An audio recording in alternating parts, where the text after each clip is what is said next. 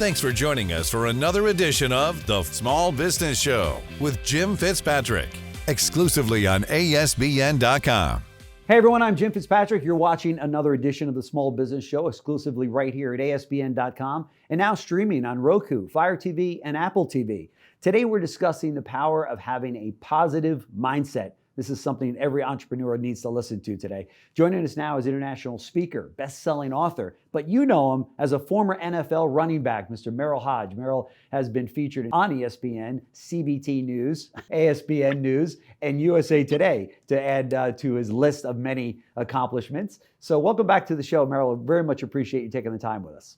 It's my pleasure. It's good to see you again. Sure. I'm glad you're growing. We are growing. So last time, that you were here, we discussed your book, Find a Way. Great book. Everybody should read it. If you're listening to us have this discussion today, we're going to make a link right below this video that you're watching so you can pick the book up, but it is a must read. Could you share any new projects or updates you've been involved in since then?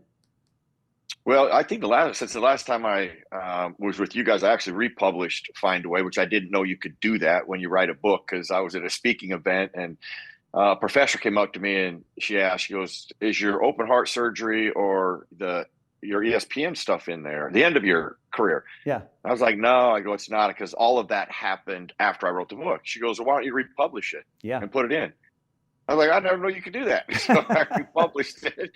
And it gets things that you don't know. And then I've been passionate. I mean, really speaking has been, since really talking, it was a focus then, is really my passion now and my main platform. I run a program at the National Football League called the Way to Play program that we helped establish like 6 years ago. I've done work with the Steelers with scouting and football, but really this avenue now has been where I have committed to.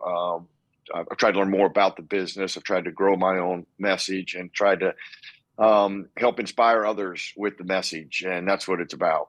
Well, and that's exactly what we wanted to talk to you about today, because you do such an incredible job speaking all over the country. You're one of the foremost authorities on keeping a positive mindset. You've been through a lot, so you really walk the talk there. But so with that in mind, and with Find a Way, how do you cultivate a positive mindset on a daily basis, both in your personal and professional life? There's a lot of people out there have gone through some difficult times, and it's difficult to remain positive. Well, here's what I do say every time I go speaking. I always have calls to get ready to understand the environment I'm walking into, the people I'm going to be speaking to. Yep. And it never fails that when we get done finding out they have goals, they have dreams, they have challenges, they have deadlines, they have things that they want to change. They have all these circumstances. So I always start off, we are more alike than we are not. That's right. Because we all are experiencing those things. And personal success, you just mentioned, it matters. Personal success in your craft and profession matters. And in your own personal life, that matters. Now, how can we garner that? How can we go about that process? Well, on accident at age 12, I did this very first experience, but it's one of the most powerful things you can ever do.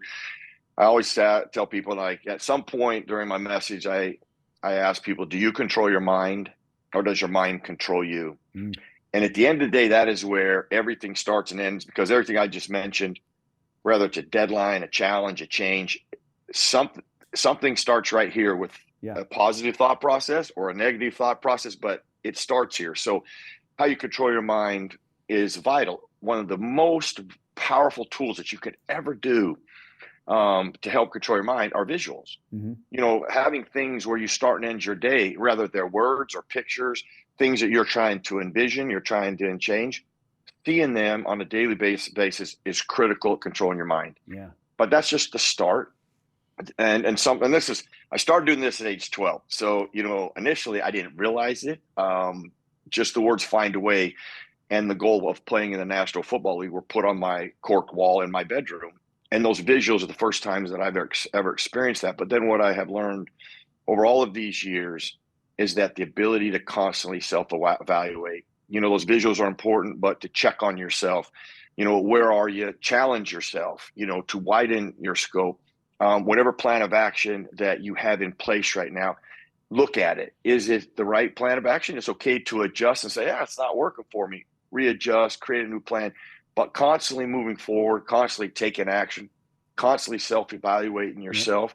That's how we grow. That's how we evolve. And that's how we get better. And that's how we really come to personal success. And I tell people there's one of the greatest personal gifts you could ever give yourself is at the end of a goal, a dream, a challenge, a circumstance you're trying to change, in a moment of self-reflection, you ask yourself, hey, did I do my part?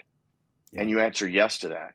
Yeah. That's all that we can do is get the most out of our God-given abilities, use everything, that all access that we have at that time. You can't wait 10 years down the road and go, boy, if I'd have known that.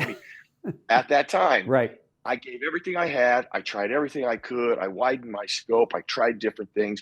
And this is where I ended up. And wherever you ended up, I say you should have peace with that, because you can't ask anything more of yourself. And I think that has given me balance. And because there's many things in life I went after, and I didn't quite get to where I wanted to go. Like playing in the National Football League, I wanted to win a Super Bowl.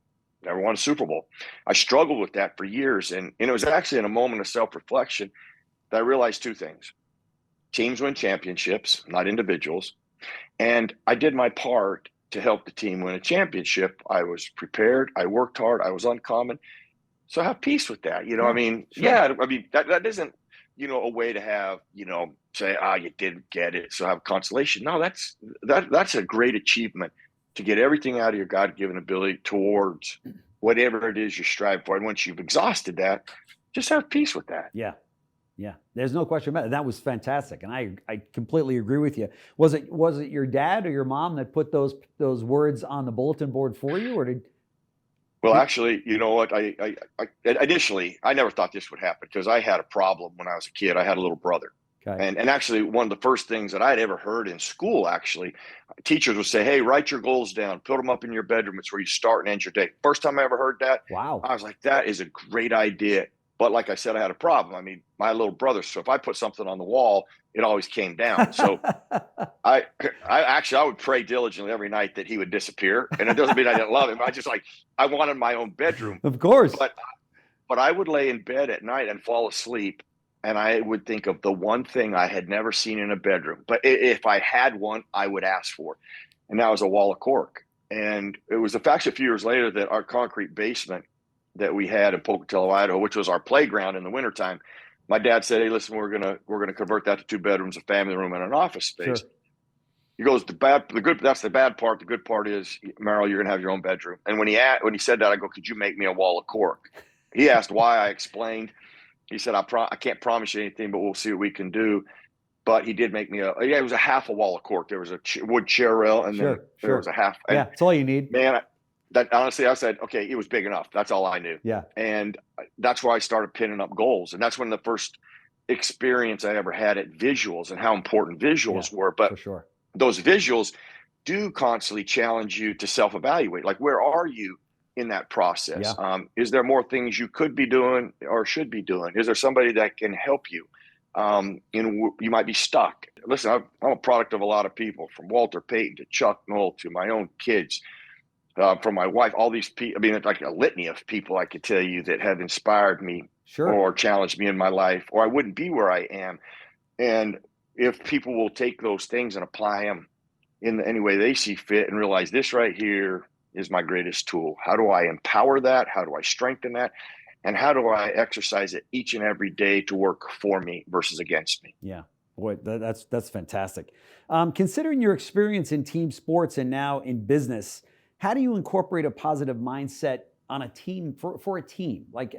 Because it's so important, I should say, to make sure everybody in that boat is rowing in the same direction. If you're a leader of an organization, of a company, a small business, big business, whatever it might be, how do you get others to think the way you think?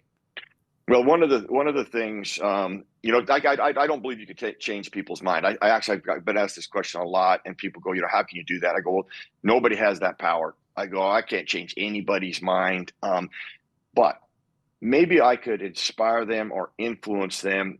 And the most powerful way you can do that is really not by pontificating. Yeah. It is about modeling. Yeah. What they see you do. Mm-hmm. I tell people, and I've learned this more I learned it really from parenting, but then have transitioned it into coaching and business, that you can give the greatest speech known to mankind. Yeah.